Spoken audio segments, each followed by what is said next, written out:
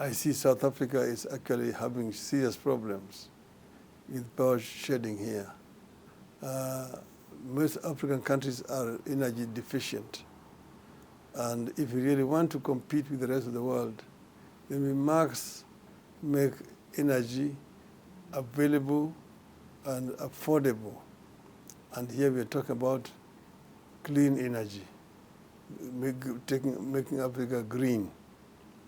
And there are several ways of doing it. You've got serious potentials in terms of green energy. You've got wind, you've got solar in abundance in several parts of the continent. Some places you've got even wave energy. Other places you have got geothermal potential, like in Kenya. And then you have got hydro, also in many parts of the continent. How do we harness all this? There is the Inga Dam that we've been talking about, the Grand Inga Dam, which has the potential to bridge the gap, however temporarily, of the continent.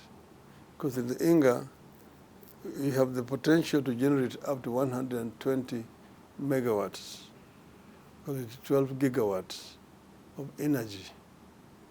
And that could resolve the problems many African countries are experiencing, including South Africa for now. Prime Minister, you spoke about all these grand plans. But when you look at the implementation, often you find that there is no political will. Is there currently a political will when you look at the leaders on the continent? Because for this to happen, there must be synergy with all countries. Is there a political will from leaders on the continent to really address this issue of infrastructure? I want to say yes and no. Yes, I think that at the level of purely political rhetoric or commitment, there is a commitment, because there are resolutions that have been passed by the head of state meeting approving some of these projects. As we're talking right now, there are 69 projects which have been approved for implementation. But most of them are carryovers from the previous phase. They've been brought into here, because we're now talking in terms of Agenda 2063. And a number of them are here. There are some which are supposed to be implemented by 2030, others by 2040, 2050, up to 2063. But then I would want to tell you that we are behind schedule in terms of implementation. I think, a number of projects get stuck at the feasibility study level. Others, you see, the feasibility study has been done, but there are no funds for implementation. After 2-3 years, the feasibility study has become obsolete. Then you need to now pay more money for a new feasibility study. So the feasibility studies themselves have become industries, consume a lot of money on the continent.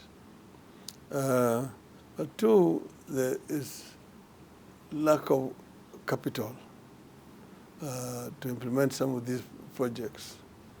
There is a political goodwill or will to do it, but there's inability.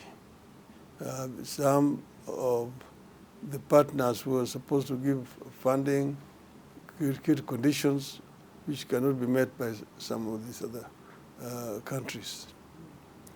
So there is a way need to actually create a fund, and that's what I've been working for. What I want to leave here as a legacy is to create an African infrastructure fund that will enable these African countries to access capital at, I want to say, affordable level, so that they don't have to depend on donors, which come with conditionalities to them. But when you look at Africa, we really rely on donor funding, and we always have, this bowl, a begging bowl, that we approach the developed countries with in terms of assisting us. Do you think the current leadership is committed to ensuring that they use their own resources to invest in infrastructure? Because infrastructure is the lifeblood of commerce. This is what I'm saying. I know that there is a general commitment by the leadership, but some of them, they lack the actual capital. And that's why we are proposing the creation of African Infrastructure Fund. How is it likely to work? We are proposing already, we have had already meetings with fund managers. We want to use quite a bit of capital that is lying idle in the continent. Like there are a lot of sovereign funds, then there are pension funds, then there are some insurance funds which are available in the continent. And this money is actually lying idle. And we're saying that we are talking about a 5% agenda, meaning most of these institutions managing these funds will invest 5% of the funds into the infrastructure development. So we are creating an infrastructure development fund institution. So they're not giving it as a token or a charity. It is an investment, so that the African countries can be able to borrow from that pool. And the interest rate will be manageable, much lower. And use this for infrastructure development in the continent. So it is like a win-win. In other words, the institution will be able to gain through some interest that will be paid. But the issue now, how do you de-risk that kind of investment? De-risking is here. And here we are talking to other institutions like the African Development Bank, the European Development Bank, the World Bank, and IMF and so on, that they can come here and help to de-risk this investment by these institutions, rather than themselves giving direct loan to these countries. However, this way we will be able to create a big pool of funds from which African countries can borrow to at least develop these cross-cutting infrastructure projects in the continent. Let's look at energy. It's quite critical. You spoke about South Africa experiencing this crisis right now. Are you confident that should there be a buy-in in the launch of this African infrastructure fund, we will be able as a continent to address the issue of electricity supply? I mean, South Africa, the second largest economy on the continent, in the dark. Yeah, this is actually a shame, as far as I'm concerned, to find one which should be the most vibrant economies of the continent actually limping. Because, as you can see, here Johannesburg is now a dark city at night. And it reminds me of a conversation I had when I was Prime Minister with a former French Minister for Energy, Monsieur Balou, who challenged me and said, Mr. Odinga, Africa is a dark continent. And I told him, what do you mean? That used to be an insult. He said, no, I will show you that Africa is a dark continent. And then he took out a map, a satellite map. He told me, this is a satellite map. First he showed me Europe. This is how Europe looks like at night from the satellite. And you could see the European city lit all over. Then he showed me, now I want to show Africa. He opened the map and said, this is how Africa looks like at night from the satellite. As you could see darkness. Only the southern Africa you could see lights. And then in northern Egypt, you could see light along the Nile. But the rest of the continent was dark. I said, this is what it is. What does it mean? It means that when Europe is working at night, Africa is fast asleep. They told me, no wonder there's high rate of unemployment, population growth in the continent. Africa is working in other areas when Europeans are busy creating wealth at night. So I told him the solution is Africa must be lit. And I can assure you that in my lifetime, we shall light Africa. That is what I told Sibalu. And this is what I'm determined to try to do, to help Africa achieve this status. That's Africa working 24 hours, not working only when there is daylight and asleep at night. Yes, Europe is working at night because they have resources that they get from our continent.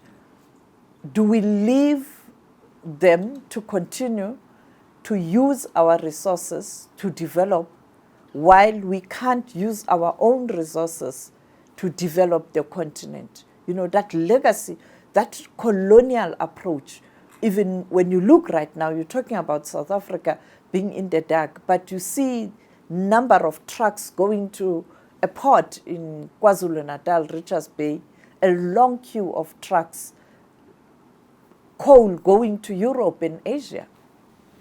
This is the thing, you know, this is the tragedy of Africa. First, you need to understand that African people must eat and live. They must have, for example, energy, that is fuel and so on.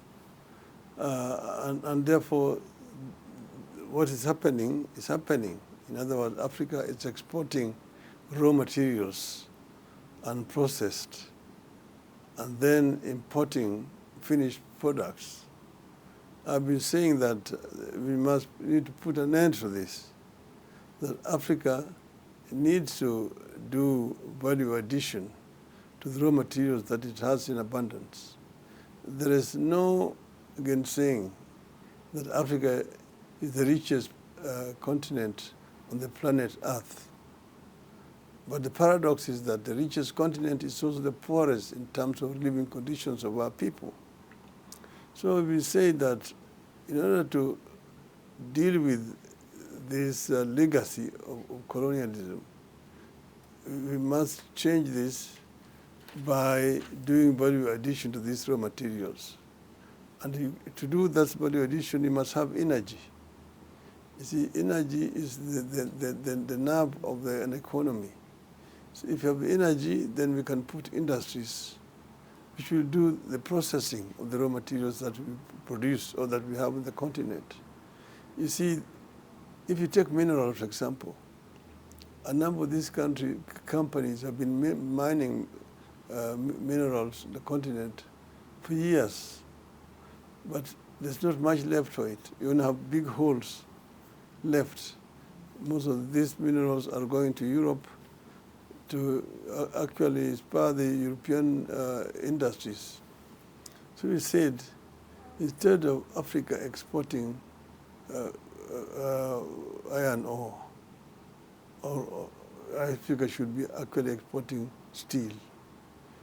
Copper ore, it should be exporting copper. Bauxite should be exporting aluminium. See, during processing of these raw materials. Coffee, you see, we buy Kenyan coffee here in South Africa, but imported from Europe, you see, and to South Africa, and processed here. Kenya is only exporting raw coffee, or Kenyan tea, for example. We talk of cocoa, the continent. You have chocolate, but manufactured from Europe, and you buy them in South Africa. you buy them in Kenya and so on. Textiles. You see, you get jeans, you get all these things from outside, but made of cotton manufactured on our continent. So we must address this issue of value addition seriously, in my view. And if we do that first, you will create employment to our people. Then you will also create wealth. We'll get more out of our exports, you see. So it is an issue which is no longer debatable. It's just how do we do it. That's why addressing the issue of energy is very primary. Prime Minister, as we wrap up this interview, quite an important task, and you are saying that in your lifetime you'd want to see all these issues that you've spoken about, but particularly the issue of ensuring that Africa is working at night does happen.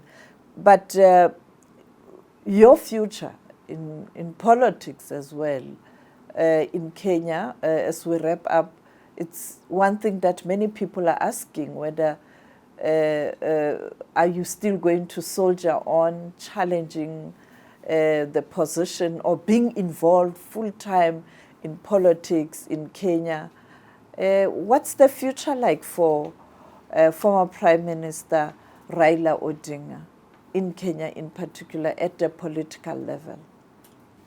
Well, Kenyan politics, of course, is vibrant, and as you know, I have participated in Kenyan politics for a long time, and what happened in the last elections, of course, is regrettable. The Kenyan people feel cheated over what happened last time. It was such a blatant act of impunity, worse than has ever happened before.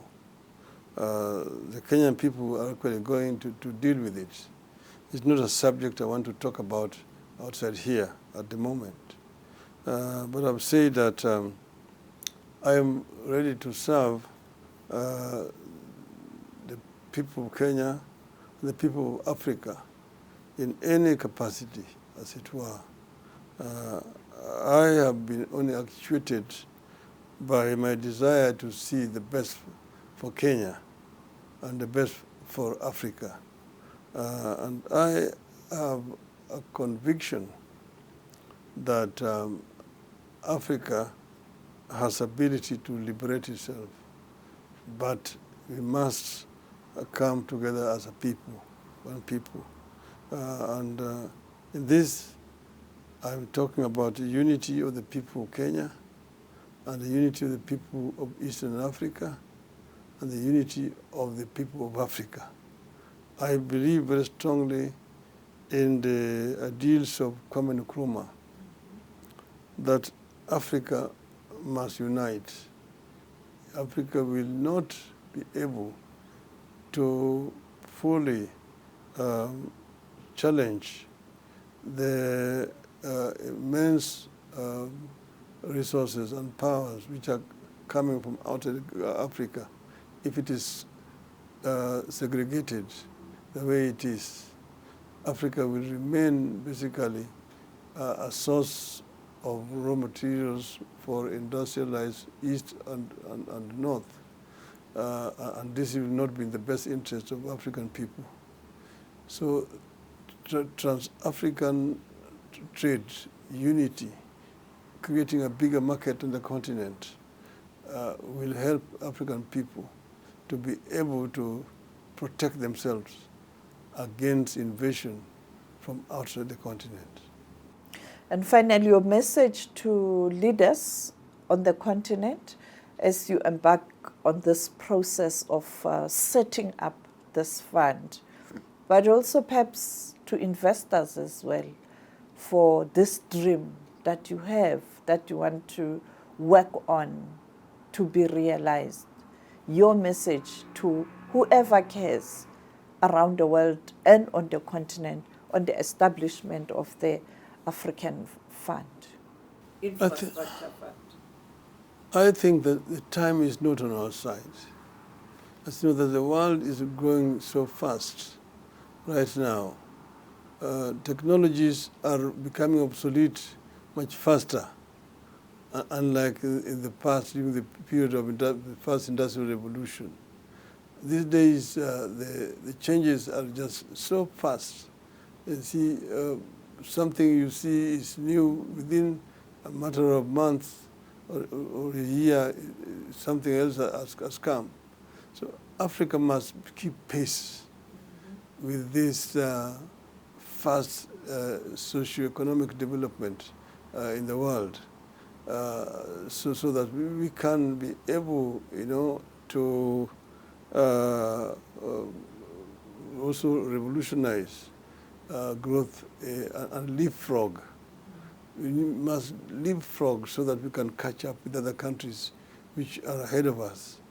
And this requires Africa thinking as one, not Africa thinking in compartments. You see, look at Europe.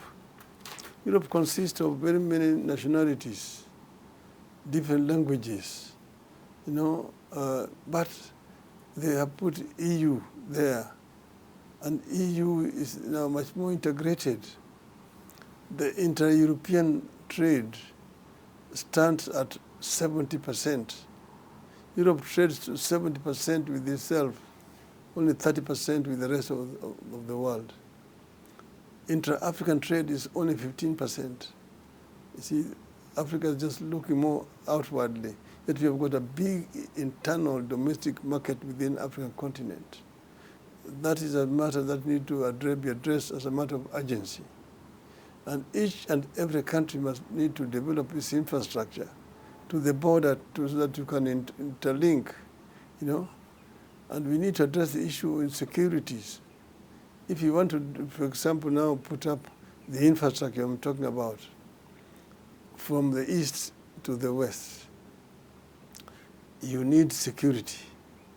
In some of these African countries, you still have got guerrillas running around, fighting, thinking like in the Stone Age period.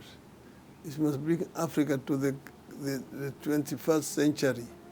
These people must be made to understand that time for ethnic tribal wars is over, and so that the continent is actually civilized and emancipated in the interest of the people of our continent.